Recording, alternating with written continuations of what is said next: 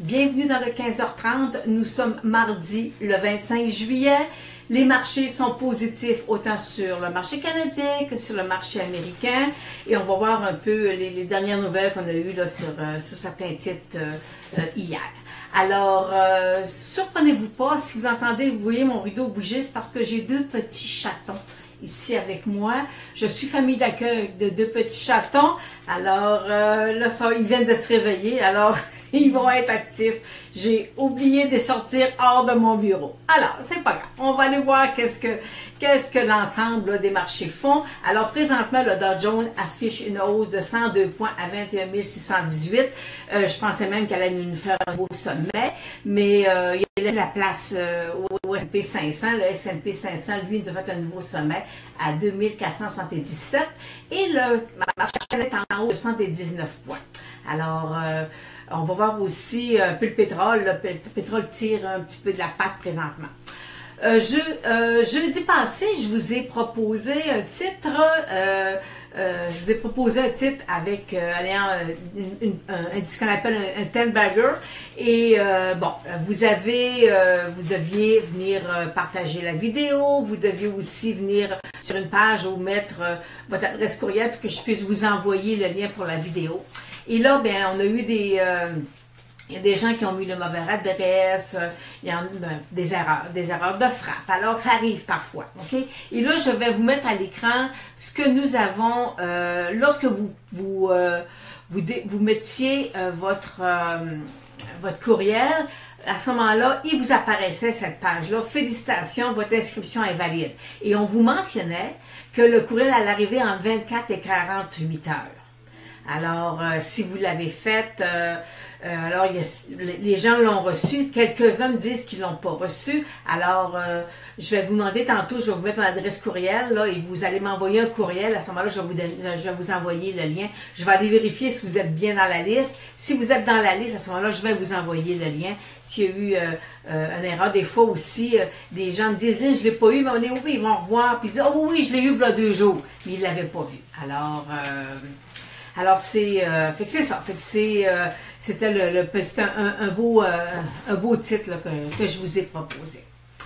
Hier ou avant-hier, Tembec a annoncé l'acquéreur l'offre était bonifiée à 4,75 canadiens. Alors, c'est bien, puis parce que Tembec, ça a été une période où c'était excessivement difficile.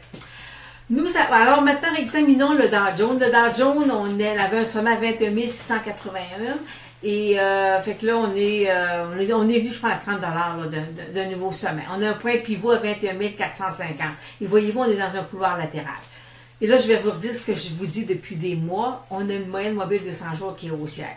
On va avoir des replis, des choses comme ça, mais voyez-vous, moi, je vois rien de négatif comme tel. Là. Pour l'instant, là, je vois rien de négatif. Ça brasse un peu, plus sur le Nasdaq.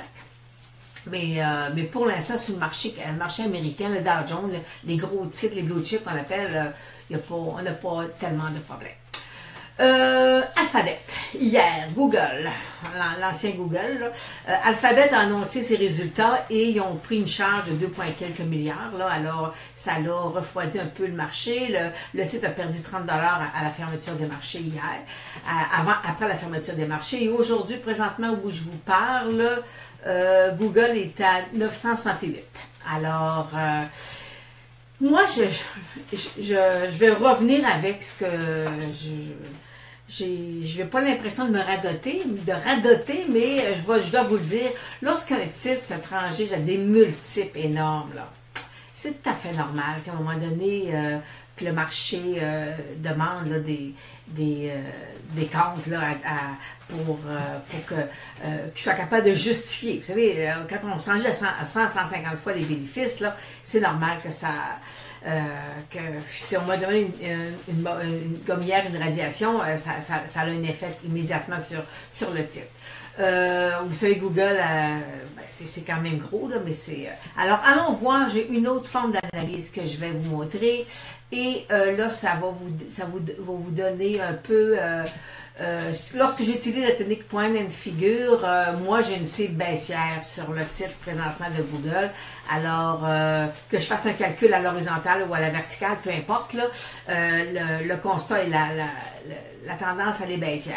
Présentement, à moins qu'il m'affiche un nouveau sommet d'ici les prochains jours ou prochaines semaines, là, ça invaliderait notre analyse, mais à long terme, ça va toujours correspondre que c'est quand même baissier à long terme. Alors, fait qu'il faut y aller prudemment avec Google. Nous avons Amazon qui devrait afficher ses résultats, je pense que c'est jeudi soir. Amazon, il va bien, mais lui aussi, il se range de 150 fois les bénéfices, là.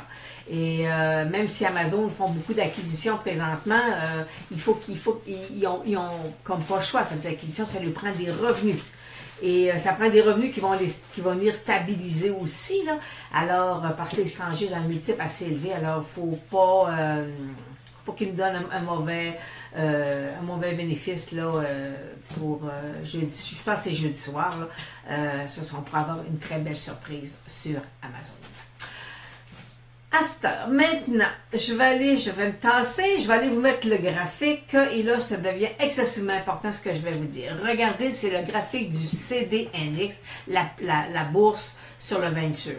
Alors, je vous ai mis une ligne rouge là. Alors, on voit que les bas sont toujours plus bas et les hauts sont toujours plus bas. Alors, on est vraiment dans un couloir et ceci démontre bien que le secteur des penny stocks, les secteurs des petites entreprises, c'est depuis le mois de février qu'on est ce que j'appelle les penny stocks là. Le cycle, présentement, il tarde à revenir. Là. Alors, ça fait déjà 5 mois. Parce qu'on me pose des questions. J'ai quelqu'un qui m'a posé une question sur 2 titres, mais il n'y avait pas de volume. Alors, écoutez, quand même que le titre montrait qu'il n'y avait pas de volume, moi, je carbure au volume. Alors, le CDNX, c'est excessivement important. Ça nous prend du volume pour être capable, après ça, de partir. Mais, j'ai une cible haussière sur le CDNX, là, j'ai quelque chose de vraiment intéressant. Oh, ça brasse en arrière dans le rideau. Alors, il y a des choses vraiment, là, sur le CDNX, là, lorsqu'on va avoir une nouvelle jambe haussière, là, à ce moment-là, je vais peut-être vous faire, là, un petit titre, là, puis je vais vous donner l'analyse globale, là, avec mes cibles, là. Alors, je ferai, dans un prochain Facebook Live, je vous donnerai, là, ma cible haussière sur le CDNX. Mais pour l'instant, c'est pas nécessaire. Alors, attendez un petit peu, je vais aller vous montrer quelque chose. Venez ici, venez voir, regardez. Je vous montre mes 2 petites bêtes présentement.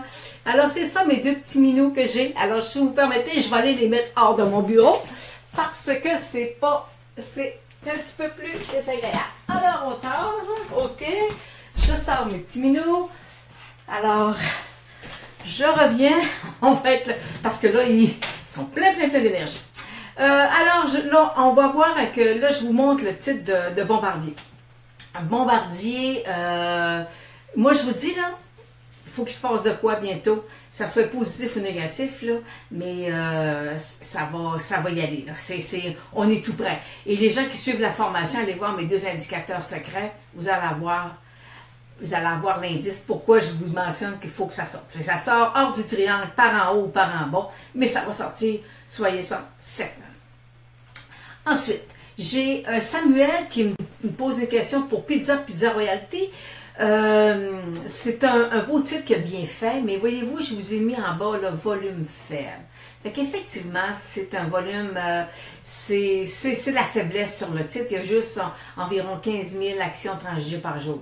Alors, ça devient, c'est un mauvais trimestre, même si ça va bien, là, il n'y a presque pas de dette, là, c'est super beau, là, mais avec très peu de volume par jour comme ça devient difficile, là, pour les gens de prendre position là, sur le titre. Alors, puis vous comprenez, je pense à un courtier en valeur mobilière que lui doit prendre position avec ses clients.